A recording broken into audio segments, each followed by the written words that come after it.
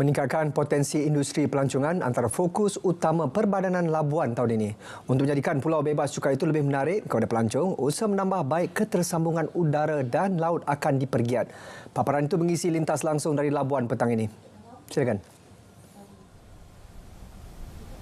Sebanyak 88.3 juta ringgit diperuntukkan oleh Majlis Agama Islam Wilayah Persekutuan Mawib untuk membantu golongan asnaf di Labuan bagi tahun 2024 berbanding 65 juta tahun lalu.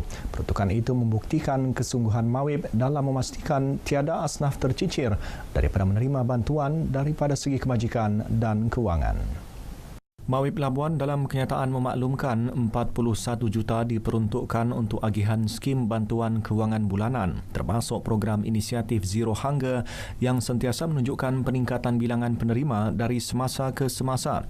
5 juta ringgit bantuan Aidilfitri kepada lebih 4,000 penerima yang layak berbanding 4.5 juta tahun lalu.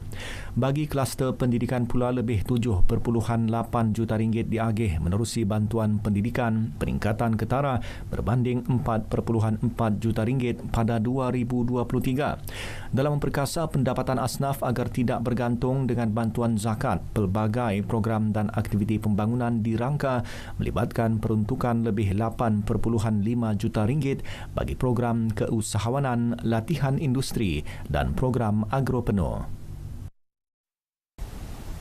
Labuan dalam usaha merancangkan lagi sektor pelancongan untuk tahun 2024. Untuk itu, fokus 5S, Sun, Sea, Sand, Seafood, Sports dan Servis diberi perhatian untuk meningkatkan industri pelancongan di Pulau Bebas Cukai ini.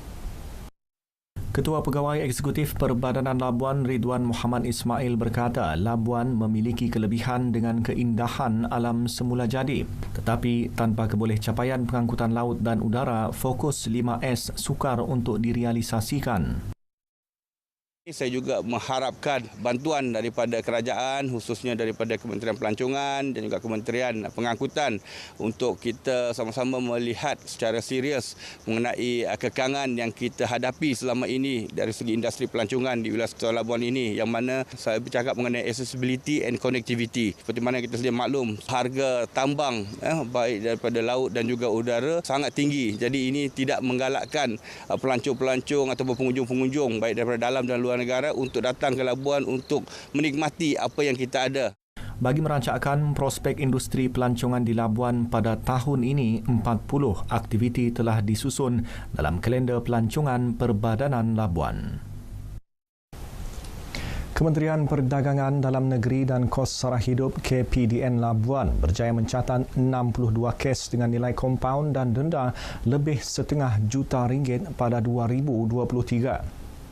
Ketua Pegawai Penguatkuasa Negeri Amiluddin Malang berkata, kesalahan di bawah Akta Kawalan Harga dan Anti Pencatutan 2011 paling banyak dilakukan iaitu 30 kes, diikuti Akta Timbang dan Sukat 1972 13 kes, Akta Kawalan Bekalan 1961 10 kes, Akta Cap Dagangan 2019 5 kes, Akta Perlindungan Pengguna 1999 3 kes dan 1 kes di bawah Akta Perihal Dagangan 2011.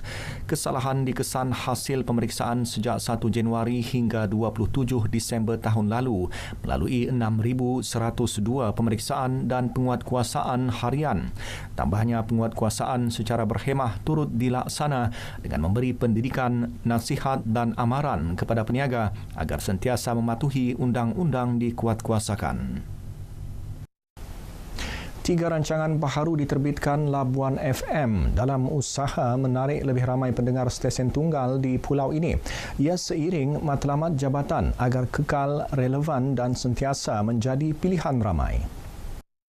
Ketua Bahagian Rancangan Nur Afatizah Sabtu berkata, program motivasi inspirasi yang ke udara setiap 7.30 pagi hari bekerja dijenamakan semula kepada Inspirasi 2.0 yang menampilkan tokoh-tokoh motivator baharu selain 2 program interaktif 34 Je Kita Suka dan Boleh Nyanyi Ke.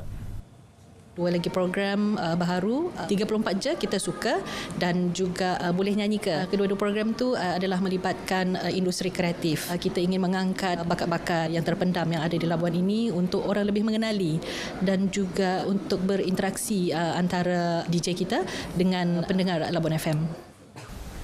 Sekian paparan dari Labuan, dari sungai hingga ke segara Palestin pasti merdeka. Salam Malaysia Madani, kembali ke Angkasa Puri Kota Media. Silakan. Terima kasih.